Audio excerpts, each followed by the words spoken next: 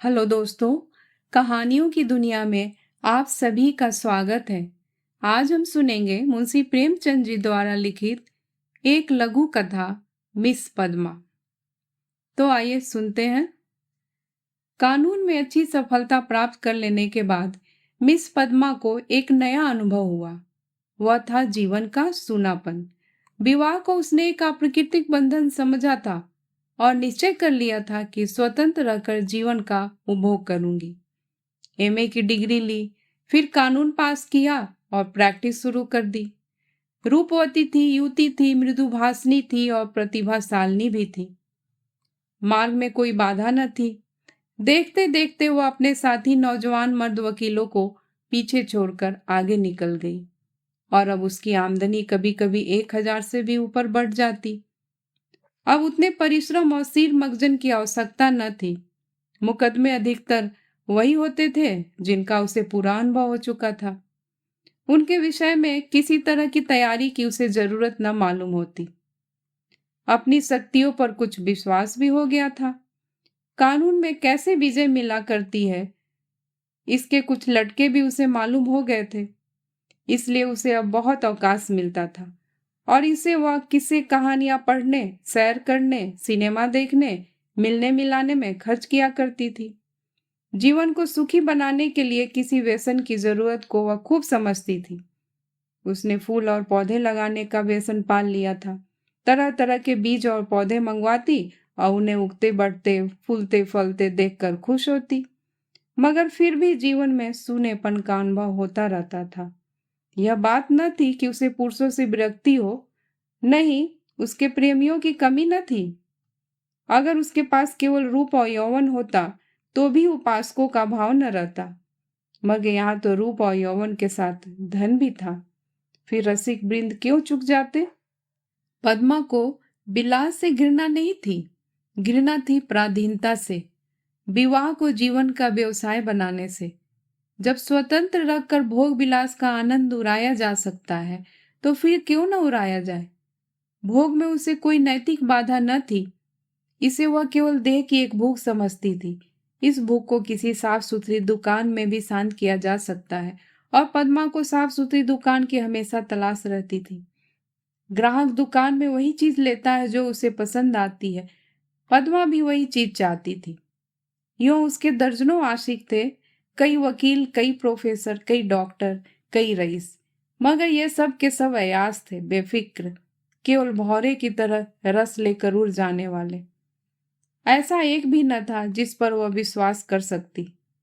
अब उसे मालूम हुआ कि उसका मन केवल भोग नहीं चाहता, कुछ और भी चाहता है। वह चीज क्या थी? पूरा आत्मसमर्पण, और यह उसे न मिलती थी।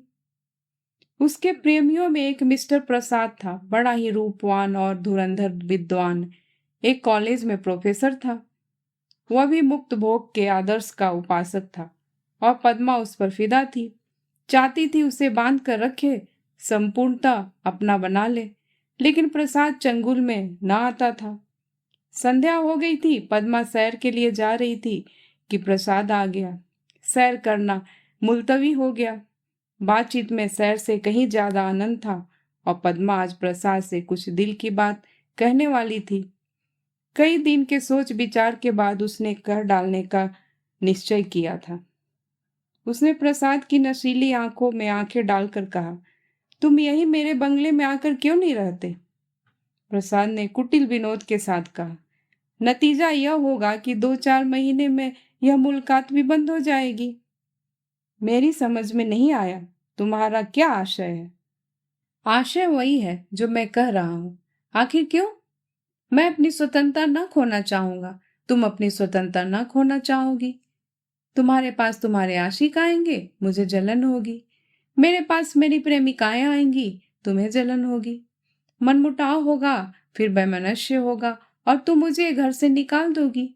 घर तुम्हारा है ही, मुझे बुरा लगेगा ही। फिर यह मैत्री कैसे निभेगी? दोनों 1 मिनट तक मौन रहे। प्रसाद ने परिस्थिति को इतने स्पष्ट, बेलगाम, लठमार शब्दों में खोल कर रख दिया था कि कुछ कहने की जगह न मिलती थी। आखिर प्रसादी को नुक्ता सूझा। बोला, जब तक हम दोनों यह प्रतिज्ञा न कर ले कि आज से मैं तुम्हारा हूं और तुम मेरी हो, तब तक एक साथ निर्वाह नहीं हो सकता। तुम यह प्रतिज्ञा करोगे? पहले तुम बताओ। मैं करूंगी तो मैं भी करूंगा, मगर इस एक बात के सिवा मैं और सभी बातों में स्वतंत्र रहूंगी, और मैं भी इस एक बात के सिवा हर एक बात में स्वतंत्र रहूंगा। मंजूर? मंजूर। तो कब से? जब से तुम कहो। मैं तो कहती हूं कल से ही। तय? लेकिन अगर तुमने इसके विरुद्ध आचरण किया तो? और तुमने किया तो? तुम मुझे घर से निकाल सकती हो, लेकिन मैं तुम्हें क्या सजा दे सकता हूं? तुम मुझे त्याग देना, और क्या करोगे? जी नहीं, तब इतने से चित्त को शांति न मिलेगी। तब मैं चाहूंगा तुम्हें जलील करना, बल्कि तुम्हारी हत्या करना। तुम बड़े निर्दयी हो प्रसाद। जब तक हम दोनों स्वाधीन हैं, हमें किसी को कुछ कहने का हक नहीं। लेकिन एक बार प्रतिज्ञा में बंध जाने के बाद फिर न मैं उसकी अवज्ञा सह सकूंगा, न तुम सह सकोगी। तुम्हारे पास दंड का साधन है, मेरे पास नहीं है। कानून मुझे कोई भी अधिकार नहीं देगा। मैं तो केवल अपने पशुबल से प्रतिज्ञा का पालन कराऊंगा, और तुम्हारे इतने नौकरों के सामने मैं अकेला क्या कर सकूंगा? तुम तो चित्र का श्याम पक्षी देखते हो। जब मैं तुम्हारी हो रही हूं तो यह मकान, नौकर चाकर और जायदाद सब कुछ तुम्हारा है। हम तुम दोनों जानते हैं कि ईर्ष्या से ज्यादा घृणित कोई सामाजिक पाप नहीं है। तुम्हें मुझसे प्रेम है या नहीं, मैं नहीं कह सकती, लेकिन तुम्हारे लिए मैं सब कुछ सहने, सब कुछ करने को तैयार हूं। दिल से कहती हो पद्मा, सच्चे दिल से। मगर न जाने क्यों तुम्हारे ऊपर विश्वास नहीं आ रहा है। मैं तो तुम्हारे ऊपर विश्वास कर रही हूं। यह समझ लो, मैं मेहमान बनकर तुम्हारे घर में न रहूंगा, स्वामी बनकर रहूंगा। तुम घर के स्वामी ही नहीं, मेरे स्वामी बनकर रहोगे। मैं तुम्हारी स्वामिनी बनकर रहूंगी। प्रोफेसर प्रसाद और मिस पद्मा दोनों साथ रहते हैं और प्रसन्न हैं। दोनों ही ने जीवन का जो आदर्श मन में स्थिर कर लिया था वह सत्य बन गया है। प्रसाद को केवल 200 रुपये वेतन मिलता है, मगर अब वह अपनी आमदनी का दुगना भी खर्च कर दे तो परवाह नहीं।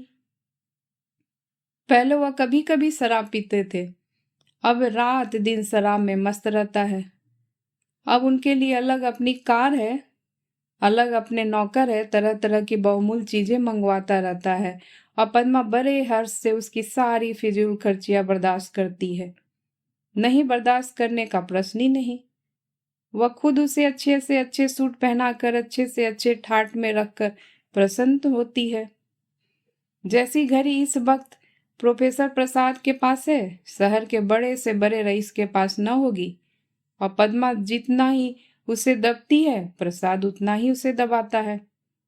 कभी कभी उसे नागवार भी लगता है, पर किसी अज्ञात कारण से अपने को उसके वश में पाती है।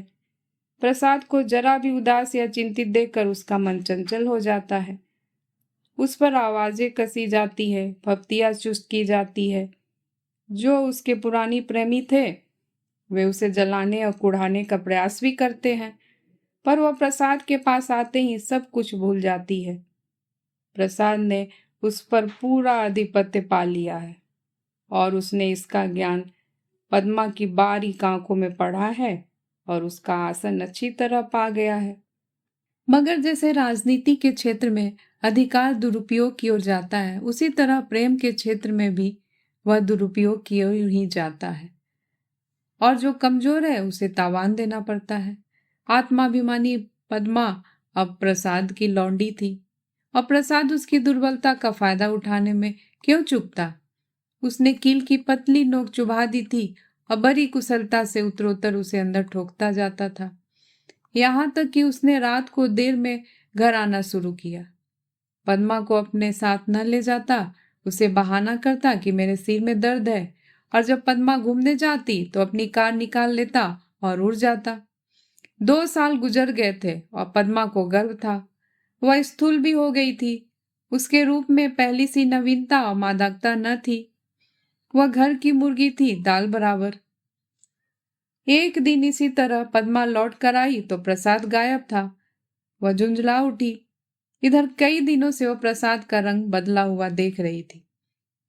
आज उसने कुछ स्पष्ट बातें कहने का साहस बटोरा।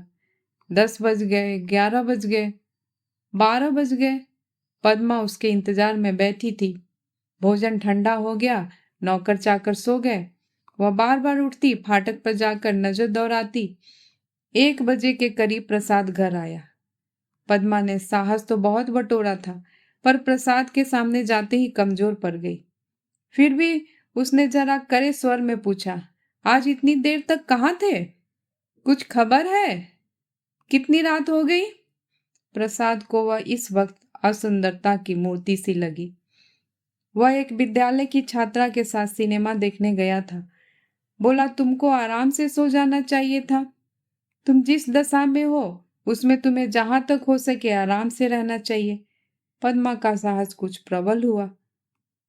तुमसे मैं जो पूछती हूँ उसका जवाब दो। मुझे जहन्नुम में भेजो तो तुम भी मुझे जहन्नुम में भेज दो। तुम मेरे साथ दगा कर रहे हो, यह मैं साफ देख रही हूँ। तुम्हारी आंखों की ज्योति कुछ बढ़ गई होगी। मैं इधर कई दिनों से तुम्हारा मिजाज कुछ बदला हुआ देख रही हूँ। मैंने तुम्हारे साथ अपने को बेचा नहीं है। अगर तुम्हारा जी मुझसे भर गया हो तो मैं आज जाने को तैयार हूँ। तुम जाने की धमकी क्यों देते हो? यहाँ तुमने आकर कोई बड़ा त्याग तो नहीं किया? मैंने त्याग नहीं किया। तुम यह कहने का साहस कर रही हो? मैं देखता हूं तुम्हारा मिजाज बिगड़ गया है। तुम समझती हो मैंने इसे अपंग कर दिया, मगर मैं इसी वक्त तुम्हें ठोकर मारने को तैयार हूं। इसी वक्त। पद्मा का साहस जैसे बुझ गया था। प्रसाद अपना ट्रंक संभाल रहा था। पद्मा ने दीन भाव से कहा, मैंने तो ऐसी कोई बात नहीं कही जो तुम इतना बिगड़ उठे। मैं तो केवल तुमसे पूछ रही थी, कहाँ थे? क्या मुझे इतना भी अधिकार नहीं देना चाहते? मैं कभी तुम्हारी इच्छा के विरुद्ध कोई काम नहीं करती और तुम मुझे बात बात पर डांटते रहते हो। तुम्हें मुझ पर जरा भी दया नहीं आती? मुझे तुमसे कुछ भी तो सहानुभूति मिलनी चाहिए। मैं तुम्हारे लिए क्या कुछ करने को तैयार नहीं हूं, और आज जो मेरी दशा हो गई है तो तुम मुझसे आंखें फेर लेते हो। उसका कंठ रूठ गया और मेज पर सिर रखकर फूट फूट कर रोने लगी। प्रसाद ने पूरी विजय पाई। पद्मा के लिए मातृत्व बड़ा ही अप्रिय प्रसंग था। उस पर एक चिंता मंडराती रहती। कभी कभी वह भय से कांप उठती और पछताती। प्रसाद की निरंकुशता दिन दिन बढ़ती जाती थी। क्या करे क्या न करे, घर पूरा हो गया था, वह कोर्ट न जाती थी। दिन भर अकेली बैठी रहती। प्रसाद संध्या समय आता, चाय वाय पीकर फिर उड़ जाता, तो 11-12 बजे के पहले न लौटता। वह कहाँ जाता है यह भी उससे छिपा न था। प्रसाद को जैसे उसकी सूरत से नफरत थी। पूर्ण गर्भ, पीला मुख, चिंतित, सशंक, उदास, फिर भी वह प्रसाद को श्रृंगार और आभूषणों से बांधने की चेष्टा से बाज न आती थी। मगर वह जितना ही प्रयास करती उतना ही प्रसाद का मन उसकी ओर से फिरता था। इस अवस्था में श्रृंगार उसे और भद्दा लगता। प्रसव वेदना हो रही थी, प्रसाद का पता नहीं।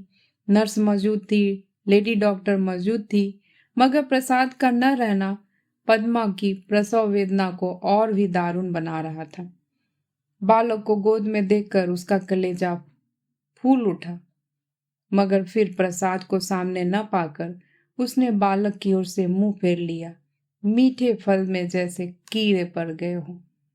5 दिन सौर्य गृह में काटने के बाद जैसे पद्मा जेल खाने से निकली, नंगी तलवार बनी हुई, माता बनकर वो अपने में एक अद्भुत शक्ति का अनुभव कर रही थी। उसने चपरासी को चेक देकर बैंक भेजा। प्रसव संबंधी कई बिल अदा करने थे। चपरासी खाली हाथ लौट आया। पद्मा ने पूछा, रुपए?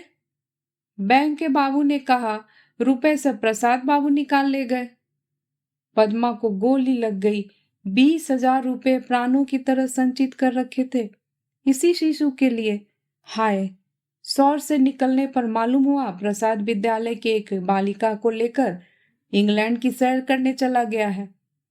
झल्लाई हुई घर आई, प्रसाद की तस्वीर उठाकर जमीन पर पटक दी और उसे पैरों से कुचला। उसका जितना सामान था उसे जमा करके दिया सलाई लगा दी और उसके नाम पर थूक दिया। 1 महीना बीत गया। पद्मा अपने बंगले के फाटक पर शिशु को गोद में लिए खड़ी थी। उसका क्रोध अब शोक में निराशा बन चुका था। बालक पर कभी दया आती, कभी प्यार आता, कभी घृणा आती। उसने सड़क पर देखा, एक यूरोपियन लेडी अपने पति के साथ अपने बालक को बच्चों की गाड़ी में बिठाए लिए चली जा रही है। उसने हसरत भरी आंखों से उस खुशनसीब जोड़े को देखा और उसकी आंखें सजल हो गई। दोस्तों, इस कहानी को सुनने के लिए आपका बहुत बहुत धन्यवाद। मैं फिर हाजिर होंगी एक नई कहानी के साथ। तब तक के लिए नमस्कार।